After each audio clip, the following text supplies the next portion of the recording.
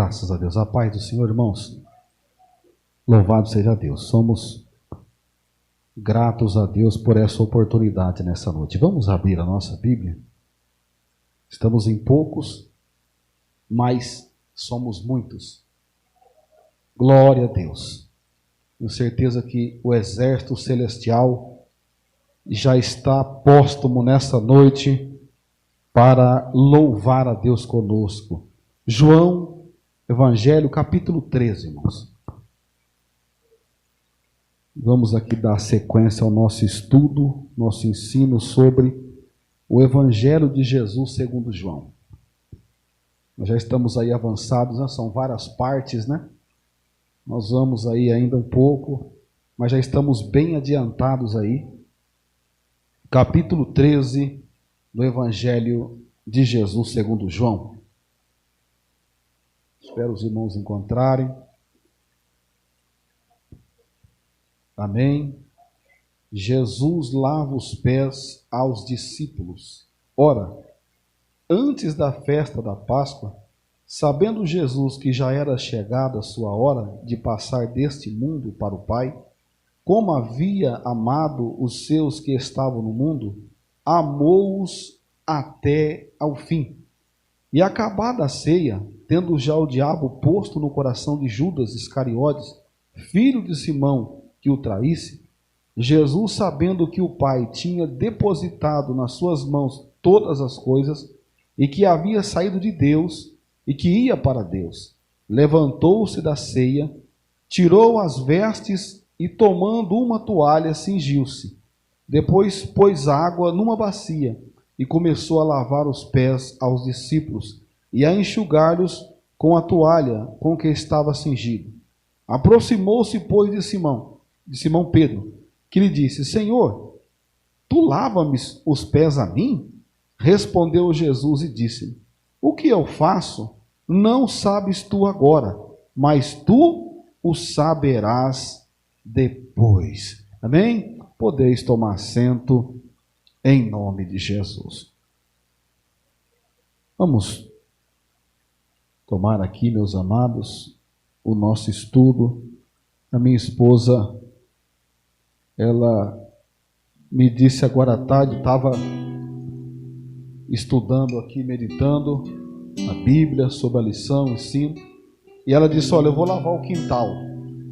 Aí ela começou a lavar o quintal. As mulheres sabem como é isso. Ela falou: tem muita terra, vou lavar o quintal. E eu meditando, lá no fundo, eu falei: eu posso ficar aqui?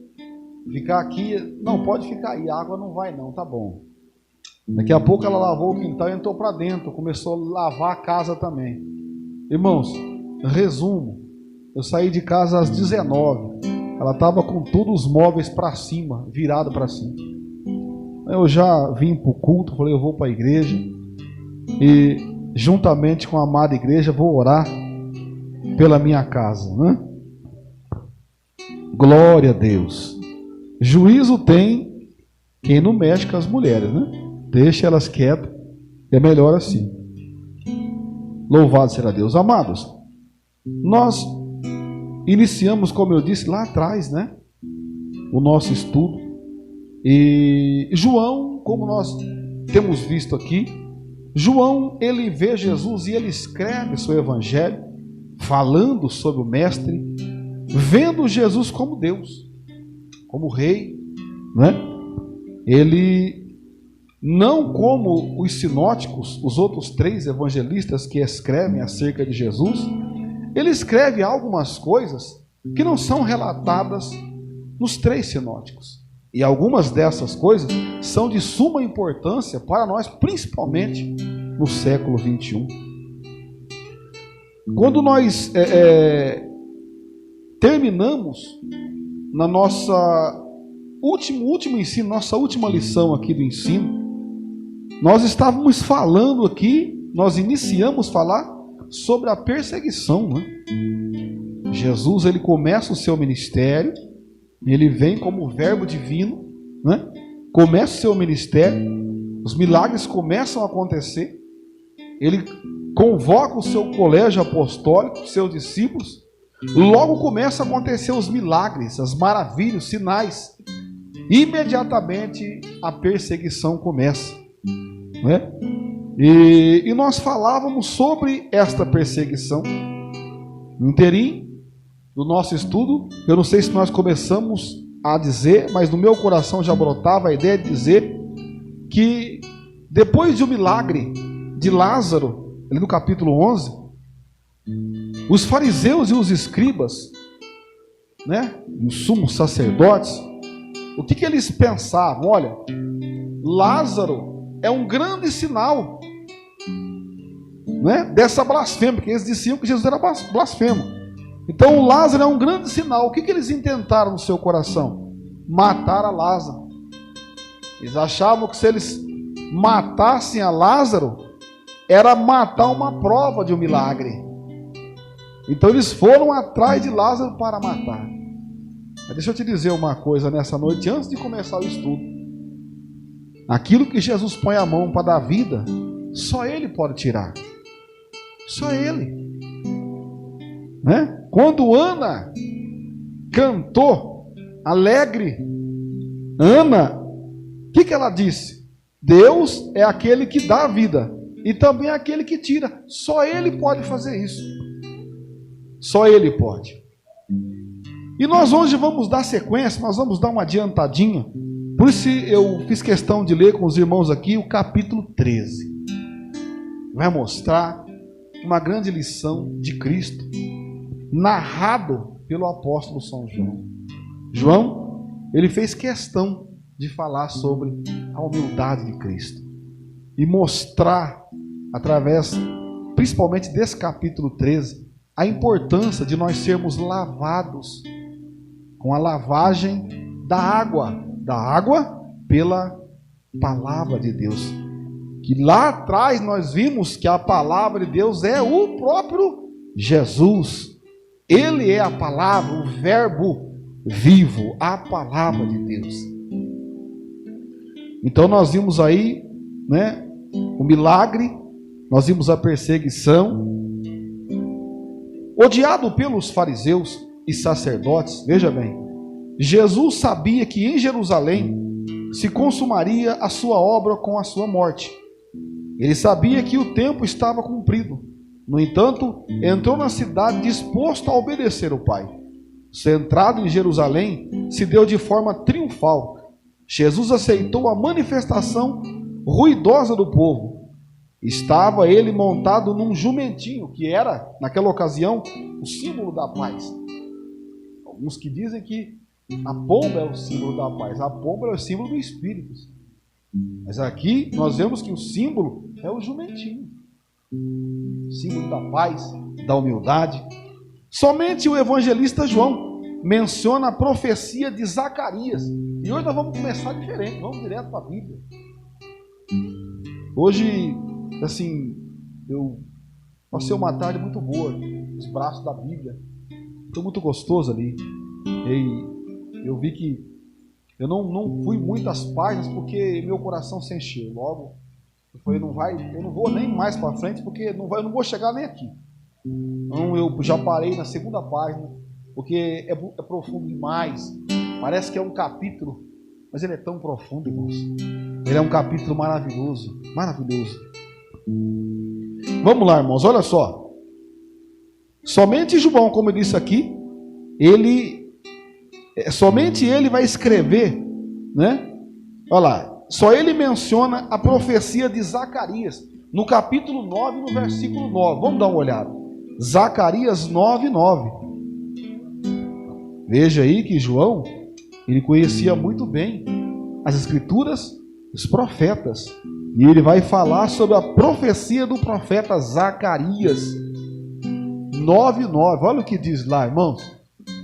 Alegra-te muito, ó filha de Sião, exulta, ó filha de Jerusalém, eis que o teu rei virá a ti, justo e salvador, pobre e montado sobre um jumento, e sobre um jumentinho, filho de jumenta. Era ali o profeta Zacarias falando sobre a vida do Messias, sobre a vida do verbo divino de Jesus, naquela hora cumprida, né? Se você vê aí, João capítulo 12, verso 15, vamos dar uma olhada, missionário? João capítulo 12 e o versículo 15 agora. Isso mesmo. Não temas, ó filha de Sião, eis que o teu rei vem assentado, filho de uma... E João, ele enfatiza, relembra a profecia de Zacarias, escrevendo, enriquecendo ainda mais o evangelho de Cristo, né? Este versículo, essa menção dos profetas, da profecia da vinda do Cristo, do Messias, não foi mencionada nos outros 3 evangelhos sinóticos. Só João vai enfatizar isso. Nem mesmo os discípulos estavam entendendo as coisas que estavam acontecendo. João capítulo 12, verso 16, afirma que eles entenderiam tudo, mas somente diante dos acontecimentos subsequentes. Vamos dar um pulinho então, ver o 16. Dá uma olhada. Os seus discípulos, porém, não entenderam isto no princípio. Mas quando Jesus foi glorificado, então se lembraram de que isso estava escrito dele e que isto lhe fizeram. Só depois que Cristo foi crucificado, então eles entenderam a profecia, não é? Dito, escrito aqui pelo evangelista João. Realmente, somente depois da ressurreição, melhor dizendo, não da crucificação, depois da ressurreição de Jesus, os discípulos entenderam que ele era o rei pacífico e não o rei guerreiro. Entende, irmãos? Porque se Jesus fosse o rei que eles esperavam um libertador como Moisés, mas que viesse para guerrear, como Davi guerreou. Eles queriam um assim. Então eles achavam que ia vir um rei com a coroa na cabeça, com um cavalo branco enorme, uma espada, e ia entrar em Jerusalém. Eles esperavam esse rei, mas Jesus vem montado no jumento. Jesus vem mostrando que ele é o símbolo da paz. E ele é a própria paz, como ele deixou escrito. Eu vos deixo a minha paz. Eu não vos dou a minha paz para vocês como o mundo dá, mas a minha paz. Esta paz que vem através do amor, que vem através da humildade. Esse foi o significado daquela entrada triunfal de Jesus em Jerusalém. Bem ao contrário do que eles esperavam, né? Porque Jesus é assim, né? Jesus, ele não faz conforme o homem quer, faz conforme a vontade do Pai. Aí sim, faz conforme a vontade do Pai.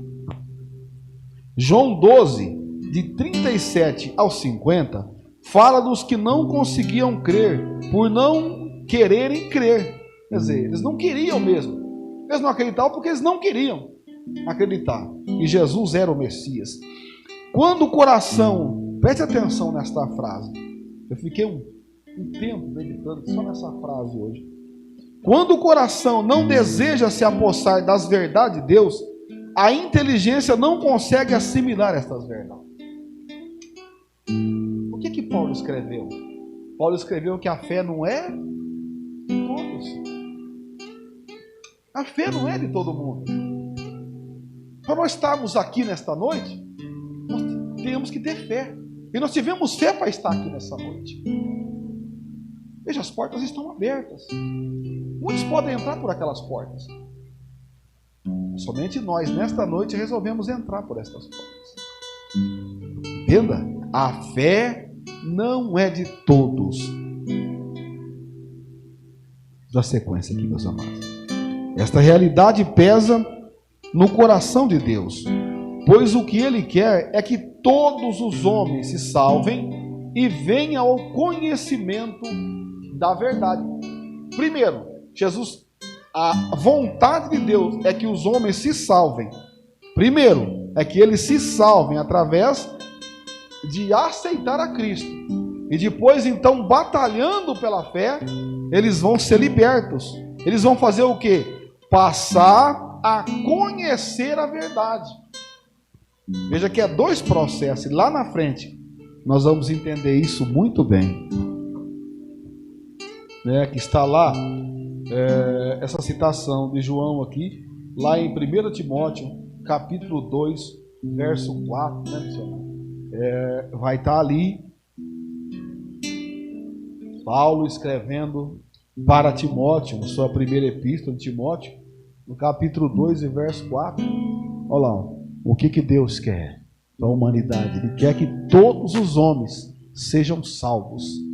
Primeiro, sejam salvos. E depois, eles venham ao conhecimento da verdade. Amados, porque quando uma pessoa aceita a Jesus, quando uma pessoa faz a opção de aceitar a Cristo e mudar de vida, ela ainda não está pronta.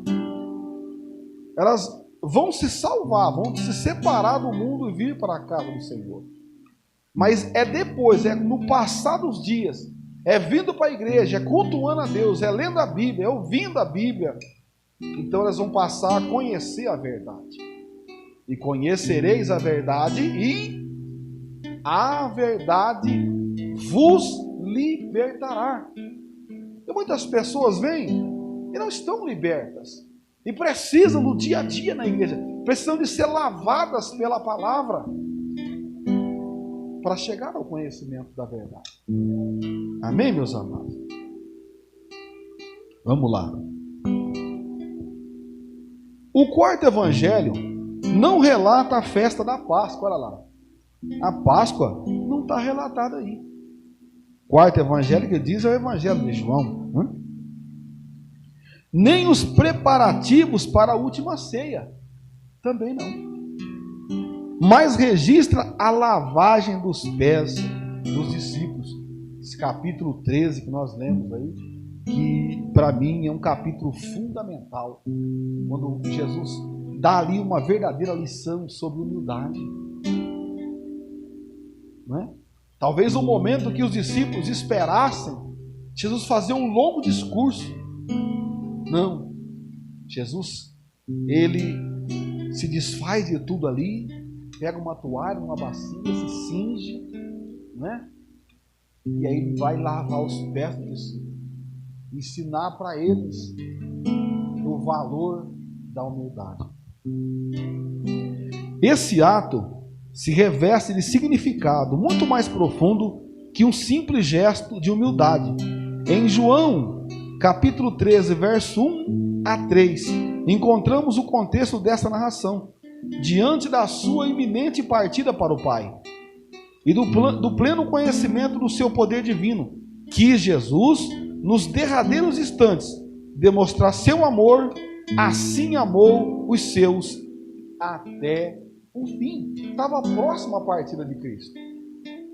E ele quis mostrar para os seus discípulos que estava perto a sua partida, mas ele queria deixar essa grande lição: o amor, a humildade. Durante os 3 anos do ministério de Cristo, de Jesus, em todos os momentos de sua vida diária, ele revivera em estreita união com os discípulos. Tinha visitado suas famílias, suas cidades, sabia das suas ocupações, viajara tantas vezes com eles, comera com eles, dormira com eles, conhecia seus problemas, seus pensamentos, ensinara-lhe tantas coisas importantes. Enfim, muitas foram as consequências de que já privaram juntos. Houve até momentos em que se aborreceu com eles. Sim, aqueles momentos de reflexão, por certo, levou o mestre a sentir quanto amava aqueles discípulos. Eles tinham sido seus ajudadores, seus companheiros, na difícil jornada durante aqueles 3 anos. Dentro em pouco Jesus os deixaria, mas havia ainda algumas coisas a ensinar-lhes. E em lavando-lhe os pés, Jesus transmitiu-lhes precisa lição. A lição da humildade, não é? A simbologia desse ato, irmãos, daqui a pouco nós vamos mergulhar na Bíblia de novo. Notamos que, diante da recusa de Pedro, versículo 6, olha o Pedro aí de novo. Cristo respondeu que ele só saberia o significado daquele ato depois. Mais uma vez Pedro protesta, no versículo 8. Então é que vem a palavra de Jesus. se eu te não lavar, não tens parte comigo. A resposta de Pedro, agora, versículo 9, demonstra que ele confundiu o símbolo com a realidade. A significação da lavagem dos pés é que, ao passarmos pelo mundo, preste atenção nisso, ao passarmos pelo mundo, ficamos inevitavelmente contaminados. Agora o crente que já foi lavado com a lavagem da regeneração necessita lavar-se frequentemente, isto é, necessita banhar-se na água da palavra de Deus para a santificar, purificando com a lavagem da água pela palavra. Missionária, vamos ver Tito, capítulo 3, verso 5. Olha a importância do simbolismo. Tito 3, 5. Olha lá. Não pelas obras de justiça que houvéssemos feito, mas segundo a sua misericórdia, nos salvou pela lavagem da regeneração e da renovação do Espírito Santo. Que coisa linda que Jesus... Às vezes parece um versículo comum, né? Mas é muito profundo. É muito profundo isso aqui. Não é suficiente conhecermos a verdade na Bíblia, mas retê-la em nosso coração. Amados, recitar a Bíblia, ler a Bíblia, é só ter leitura. É só ter ido na escola e aprendido a ler. Agora, guardar, reter ela no coração, é preciso ter o Espírito Santo. É preciso ter isso aqui, ó. Vamos ver lá agora, Efésios capítulo 5, versículo 26. Efésios 5, 26.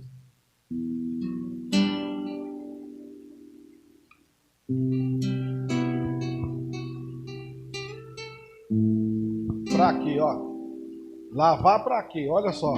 Para santificar, purificando-a com a lavagem da água pela palavra. Era isso que Cristo estava mostrando para os seus discípulos. Jesus estava mostrando para eles: eu vou lavar o pé de vocês porque vocês estão pelo mundo. Eu já estou partindo para o Pai. Eu vou para o meu lugar. Mas vocês vão continuar nesse mundo. E não é só essa santa ceia. O mês que vem tem outra. E não é só esse culto. Daqui a pouco tem uma vírgula, mas ele continua de novo. Tem que lavar de novo. Tem que ler a Bíblia hoje. Tem que ler amanhã de novo. Tem que examinar hoje. Tem que examinar amanhã de novo. É a lavagem pela palavra. Esse mundo, nós andamos por ele. É impossível que nós não andemos por esse mundo. Mas quando nós vamos caminhar por esse mundo, levando a nossa vida, com as nossas famílias, com a nossa cruz, nós vamos nos sujar, nós vamos contaminar os nossos pés. E aí nós temos que lavar. Constantemente temos que lavar. Fisicamente nós lavamos o nosso corpo. E espiritualmente nós temos que lavar os nossos pés que tocam esse mundo sujo. Esse mundo contaminado com o pecado, com a podridão, com a mentira. E nós temos que lavá-lo constantemente também. De que forma? Com a palavra. Uma lavagem pela palavra.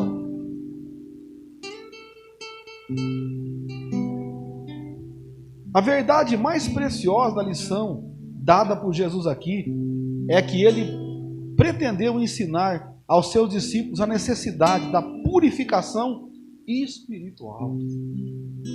Para com ele compartilharem de uma comunhão eterna.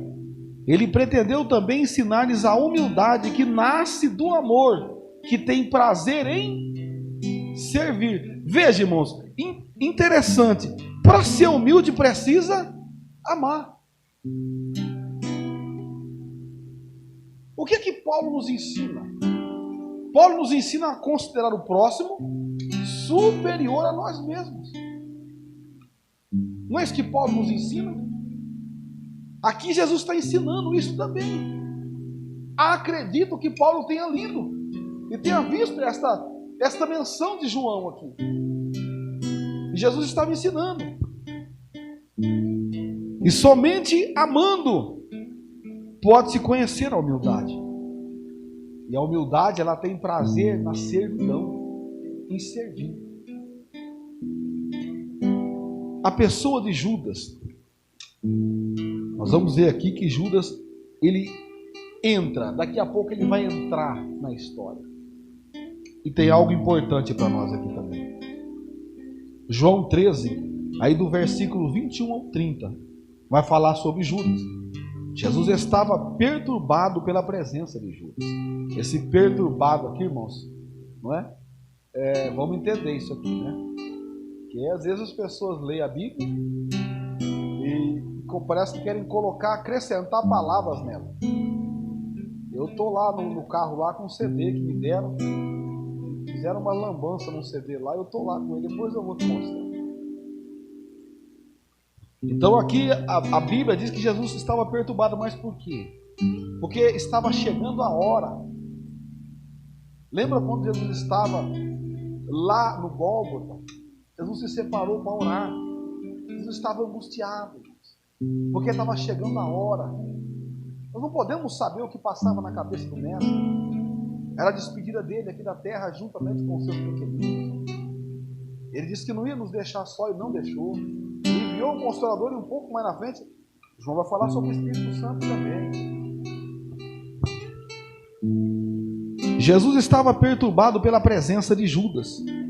Quão doloroso deve ter sido a Jesus saber que um dos seus discípulos que com ele estivera no passado, compartilhando de tantas experiências, seria agora aquele que o haveria de trair. Quantas coisas eles passaram juntos. Judas carregava a bolsa. Judas era o tesoureiro, vamos dizer assim, não é? Ele carregava a bolsa. Ele que fazia as finanças do ministério, todo o colégio de Jesus e os discípulos. Quando nós falamos de discípulos, logo alguém vai pensar que era só os 12. Não, tinha muitas mulheres que serviam, que ajudavam, e tantos outros que ajudavam também. Esses 12 eram próximos. Esses 12 eram próximos. Mas ali foi uma convivência de 3 anos, vendo milagres, não é? Quantas vezes talvez Judas se dirigiu a Jesus, perguntando para ele o que ia ser feito, o que ia comer, o que ia se comprar, o que ia se pagar. Quantas vezes? Não é? Era uma conversa de tesoureiro para o pastor presidente. Tinha que ter intimidade, confiança, né? Ninguém vai dar tesouraria para alguém se não tiver confiança. Mas Jesus, ele passou a tesouraria para Judas exatamente por isso. Jesus sabia muito bem quem era Judas. Mas será que não doía? Consternados, os discípulos entreolhavam-se, quer dizer, um olhava para o outro, ante a revelação de Jesus. Quem dentre eles seria o traidor? Um bocado molhado indicaria esse controverso personagem. E Jesus então disse a Judas: o que pretendes fazer, faze depressa. Está lá no versículo 27, né, missionário? Vamos dar uma olhada lá no verso 27, então, de João 13, verso 27. Olha lá. Vamos nos dois. Foi bom. Vamos no 26 primeiro. A gente tem uma base melhor, né? Jesus respondeu. Eles fizeram uma pergunta para Jesus: quem seria? Eles começaram a olhar um para o outro e falaram: quem será que vai trair o mestre? Será que sou eu? Será que é você, João? Será que é... Quem será? Como assim? Jesus havia revelado: um de vocês há de me trair. E Jesus respondeu: é aquele a quem eu der o bocado molhado. O bocado molhado é o pão. Ele ia molhar, estava na Santa Ceia. Ele ia molhar o pão e ia servir. Olha aqui. A quem eu der o bocado molhado. E molhando o bocado, deu a Judas Iscariotes, filho de Simão, que é um outro Simão, não é Pedro não. 27. E após o bocado, entrou nele Satanás. E disse-lhe, pois, Jesus, o que fazes? Faze depressa. Por isso aqui é que o autor do livro diz que Jesus estava perturbado. Jesus fala para ele, faz logo, Judas. O que você vai fazer, faz logo. Você veio e fala. Quem se lembra do texto? Jesus faz uma pergunta, Jesus olha para ele, aqui viesse, Jesus faz uma pergunta para Judas. Aqui viesse, amigo, na Santa Ceia. Certa feita eu preguei uma mensagem assim, Deus me deu essa mensagem. Jesus olha fixo para ele, na Santa Ceia, todo mundo reunido. Ele diz, aqui vieste, e chamou ele de amigo. E Judas vem e dá um beijo em Jesus, antes de o trair. E agora os irmãos viram aqui que Satanás entrou nele. Talvez nesse instante em que Jesus dá o bocado de pão a ele, havia uma esperança dele se arrepender e não fazer mais isso. Vamos dar sequência.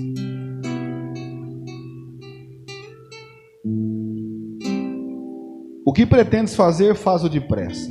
No coração de Judas, tudo já estava preparado. Judas já sabia o que ia fazer. Judas se retirou nas trevas da noite e, banido da esfera da luz, lançou-se nas trevas exteriores. A partir daí, irmão, Judas já não está mais com eles. Judas já não está mais na Santa Ceia.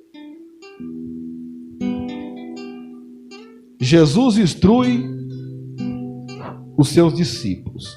Judas já não se encontrava entre os discípulos no final da ceia. Ele só estava no começo. Como disse para os irmãos, quando ele chegou, Jesus disse, aqui vieste. Então foi no decorrer da última ceia. Podemos até afirmar que ele nem mesmo chegou a participar da ceia. Versículo 29, né? Face ao que ocorreu até aqui, Jesus podia afirmar, agora é glorificado o Filho do Homem, e Deus é glorificado nele. Nele quem? Em Cristo. Versículo 31, né? A cruz e a glorificação. A glorificação do Filho do Homem seria não somente para o presente, mas também para o futuro, após o cumprimento de sua missão. Este era o propósito da cruz, a glorificação. Glorificar é magnificar, louvar, exaltar, dar posição de honra. Seu sentido principal é descrever a revelação do caráter e da presença de Deus na pessoa e na obra de Jesus Cristo, qual sendo o resplendor da sua glória e a expressão e a expressa imagem da sua pessoa, e sustentando todas as coisas pela palavra do seu poder, havendo feito por si mesmo a purificação dos nossos pecados, assentou-se à destra da majestade nas alturas. Hebreus capítulo 1, versículo 3. Veja a menção aí de Cristo como majestade, né? O nosso Cristo agora assunto ao céu, glorificado junto ao Pai.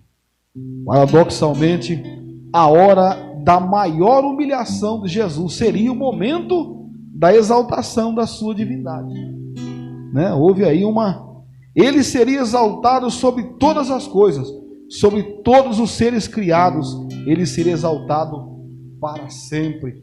Voltou àquele lugar de origem. Lá na oração sacerdotal de Jesus, capítulo 17, Jesus pede isso.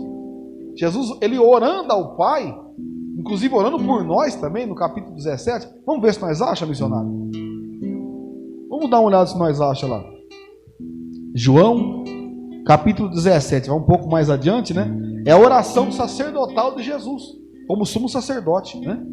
E uma aliança eterna.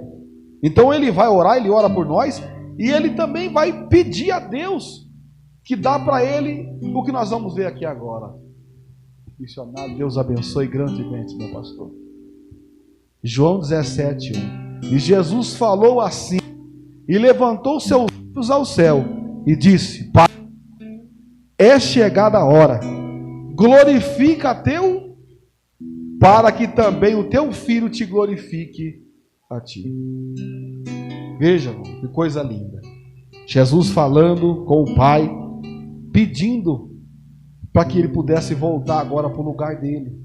Lembra do nosso estudo lá no Gênesis, lá atrás? Ele estava junto com o Pai na criação, ele estava lá. Agora ele pede para voltar e é lá que ele está, irmãos. É lá que ele está de pé, prestes a voltar para buscar a sua igreja. Ele está lá, de pé. Carinhosamente, Jesus fala aos seus discípulos, filhinhos, versículo 33, revelando-lhes a sua partida. Ele passa a ensinar-lhes sobre um amor fraternal entre os crentes, amor que em qualquer tempo deve distinguir os filhos de Deus. Veja o versículo 35, vamos ver, senhor? O verso 35, lá do 13, né? Nisto todos conhecerão que sois meus discípulos, se vos amardes uns aos outros. Aí é uma prova viva de que somos discípulos de Jesus, se amarmos uns aos outros. Amém, meus amados? Glória a Deus. Moradas no céu. Algo lindo e maravilhoso está aqui agora, irmãos. Muitas moradas. Lendo Hebreus capítulo 12, verso 22 e 23, temos a ideia de que há um lugar no céu reservado para a igreja de Cristo. Jesus mesmo foi preparar-nos lugar de onde ele voltará para receber-nos e onde reinaremos com ele para sempre. Vamos ver? Hebreus capítulo 12, versículo 22 e 23. Lembra? Nós dissemos aqui, nós falamos sobre a oração. Jesus pedindo para voltar para o lugar dele. Agora ele foi para lá, irmãos. Antes, ele foi preparar lugar para nós, para a sua igreja. E olha aí em Hebreus, irmãos. Olha como que a Bíblia, ela interpreta a própria Bíblia. Olha que coisa linda. Mas chegar ao Monte Sião e a cidade de Deus, do Deus vivo, a Jerusalém celestial e aos muitos milhares de anjos. O 23. Amém, louvado seja Deus. Veja, olha lá, a universal, irmãos, Assembleia e Igreja dos primogênitos que estão escritos nos céus. Ali não tem o nome de duas igrejas? Tem? Tem o nome de duas igrejas, mas é uma só, irmãos. Quando Jesus voltar, ele vai vir buscar só uma. Não é? Ali não tem o nome de duas? Mas quando ele voltar, lá é uma só. Dentro dessas todas aí, ele vai tirar a sua. A pior coisa que a gente vê hoje é pessoas às vezes se reunindo para criticar ministérios, para críticas do ministério. Às vezes eu vejo questão de visitas. A visita ela é boa quando? Quando é para falar de Deus, para orar. Agora se é uma visita para fazer fofoca, para falar mal, então não é visita de Deus, isso é coisa do cão, não é? E está aí, ó. Jesus foi preparar lugar. E nós vimos no versículo atrás, não é? É a Universal Assembleia. Que significa o que é isso? É a mundial Assembleia. Assembleia é o que? Reunião, grupo de pessoas, grupo de igrejas. Igrejas somos nós, pessoas. Então é a Universal Assembleia e Igreja dos primogênitos que estão escritos nos céus, e a Deus, o juiz de todos, e aos espíritos dos justos aperfeiçoados. Agora eu vou parar um pouco aí. Olha só, irmãos. São estes aqui, é quem vão ser resgatados por Cristo para a Sião celestial, Jerusalém celestial, a cidade quadrada. É para lá, é essa cidade, é esse lugar que Jesus vai preparar para os seus. Agora, esses são aqueles que ele vai levar para lá. Essa última parte é o que até grifei aqui para meditar com os irmãos. Essa última parte, e aos espíritos dos justos aperfeiçoados. Lembra que lá atrás nós dissemos, quando a pessoa vem para a igreja, ela vem para ser salva, mas depois ela tem que chegar ao conhecimento da verdade para ser liberta. Isso daí é um processo, é um aperfeiçoamento, até chegar à estatura de varão perfeito. Isso aqui é o varão perfeito, é o justo aperfeiçoado. Quando ele fala de aos espíritos, espírito humano, o certo aqui é espírito com letra minúscula, porque são espíritos humanos. É o espírito do homem, é o conhecimento do homem, que é lavado pela lavagem da palavra. Está aqui, ó. Espírito dos justos aperfeiçoados. Que foram aperfeiçoados de que forma? Por essa constante lavagem pela palavra. Vai se tomando banho de Bíblia, de palavra, até chegar esse momento de estar aperfeiçoado. Para quê? Para se encaixar na santa cidade de Deus, na Jerusalém celestial. Porque lá, irmãos, para morar lá tem que estar aperfeiçoado, tem que passar processos que nós passamos aqui na terra: humilhação, afronta, perseguição, abandono, calúnia e tantas coisas mais que nós passamos aqui na terra, para sermos aperfeiçoados, para nós fazer parte dessa universal assembleia e morar no céu com Deus. Nós temos que passar por esse processo. Nós precisamos desse processo aí, meus amados. Jesus mesmo foi preparar-nos lugar, de onde Ele voltará para receber-nos, e onde reinaremos com Ele para sempre. Jesus insiste na sua comunhão com o Pai. Agora o capítulo 14, verso 10. Ela se fundamenta nas suas palavras, bem como nas suas obras. E Ele promete que, se permanecermos na sua palavra, faremos as mesmas obras que Ele fez, ou maior ainda. Outro ensinamento: se pedirdes alguma coisa em meu nome, o que quer dizer que temos de pedir sempre o que é do seu agrado. Só assim o Pai será glorificado no Filho. Então, para glorificar o Filho, nós temos que pedir aquilo que é do agrado de Deus. Muitas vezes nós oramos, jejuamos, às vezes nós fazemos petição, campanha, pedindo alguma coisa, mas não é do agrado de Deus. Outros se reúnem e falam: mas o que está acontecendo? Por que eu não alcanço essa bênção? Por que será? Porque não é do agrado de Deus, porque não é da vontade de Deus, porque não vai glorificar o Filho de Deus. Amém, meus amados? E aqui nós vamos entrar na parte aonde João vai falar sobre o Consolador, mas a hora já está indo embora, né? João aqui vai chegar numa parte que ele está vendo que Jesus está indo para o seu lugar de glória. Então agora, na mesma promessa que Jesus fez, e João ouviu Jesus falar: eu vou, mas eu vou enviar outro Consolador. Em outra parte, Jesus diz: olha, eu não vos deixarei órfãos. Jesus estava cuidando de tudo, preparar lugar para nós morar no céu, como nós vimos aqui.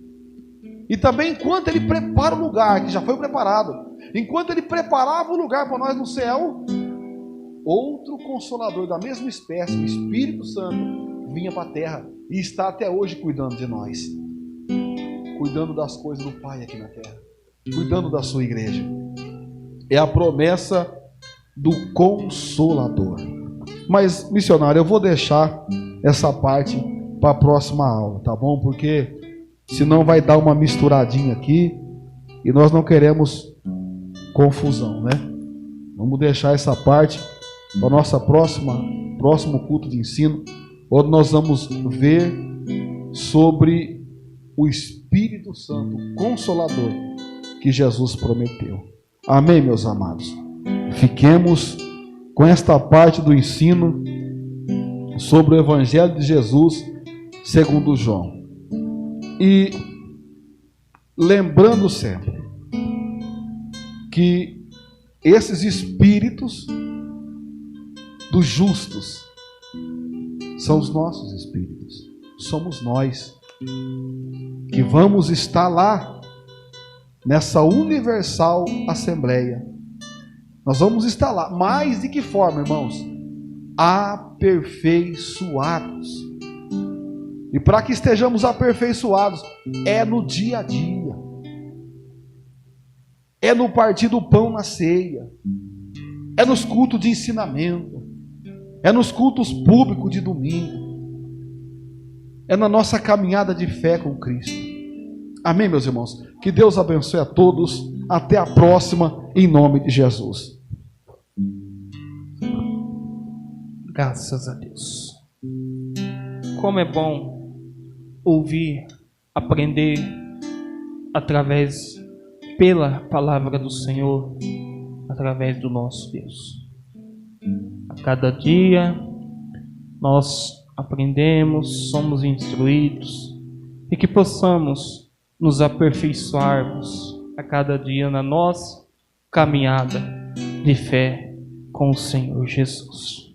Vamos orar ao Senhor nosso Deus nesta noite e agradecer ao Senhor pela oportunidade de estarmos na casa do nosso Deus. Amantíssimo Deus e eterno Pai, meu Deus, nós te agradecemos nesta noite, meu Pai, por tudo que tens feito, por tudo que há de fazer. Meu Deus, muito obrigado por este culto. Muito obrigado pela vida dos teus filhos, dos teus servos. Somos gratos a Ti, Senhor, porque eu sei que o Senhor tem sido conosco, porque o Senhor é conosco, meu Pai. Muito obrigado pela palavra aqui ministrada nesta noite, pelo ensino da Tua palavra, Senhor, porque eu tenho certeza que tem falado aos nossos corações, tem falado com cada um de nós, meu Deus, nas nossas vidas, meu Pai. Abençoa cada um que nos acompanhou através da internet, meu Deus, a cada um que está no seu lar nesta hora, assistindo, ouvindo, meu Pai, este culto desta noite. Visita, meu Deus, a cada vida, meu Pai. Visita, Senhor, a cada lar, meu Deus, a cada família, Senhor. Abençoa o nosso culto de logo mais quinta-feira, aonde estaremos todos juntos, meu Pai, para louvar, bendizer e exaltar o nome do Senhor. Fica conosco, ó Deus, e nos dê a Tua paz, nos dê a Tua bênção que nós te pedimos e queremos te agradecer nesta noite, em nome do Senhor Jesus. Amém? Querendo Deus, quinta-feira estaremos todos juntos na presença do nosso Deus. Levante as suas mãos, que a graça do Senhor Jesus Cristo, o amor de Deus e as consolações do Espírito Santo sejam com todos hoje e para sempre.